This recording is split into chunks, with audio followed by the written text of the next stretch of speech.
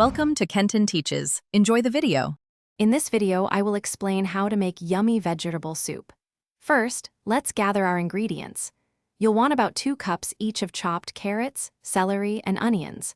Make sure all your vegetables are washed and cut into roughly 1-inch pieces.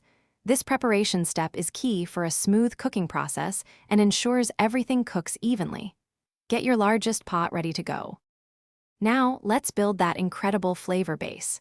Heat 2 tablespoons of olive oil in your large pot over medium heat. Add your chopped carrots, celery, and onions, sautéing them for about 5 to 7 minutes until they begin to soften. Then, stir in 2 cloves of minced garlic and cook for just 1 more minute until it becomes wonderfully fragrant. This simple step makes a huge difference.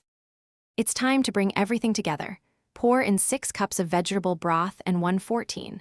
5-ounce can of diced tomatoes, undrained. You can also add other vegetables like potatoes or green beans now. Bring the soup to a gentle boil, then reduce the heat to low, cover, and let it simmer for 20 to 25 minutes. This allows all the flavors to meld beautifully. Almost ready to enjoy? Taste your soup and adjust the seasonings with salt and freshly ground black pepper as needed. For an extra boost of nutrition and color, stir in about 2 cups of fresh spinach or kale during the last 5 minutes of cooking. Ladle your delicious, homemade vegetable soup into bowls and serve it warm.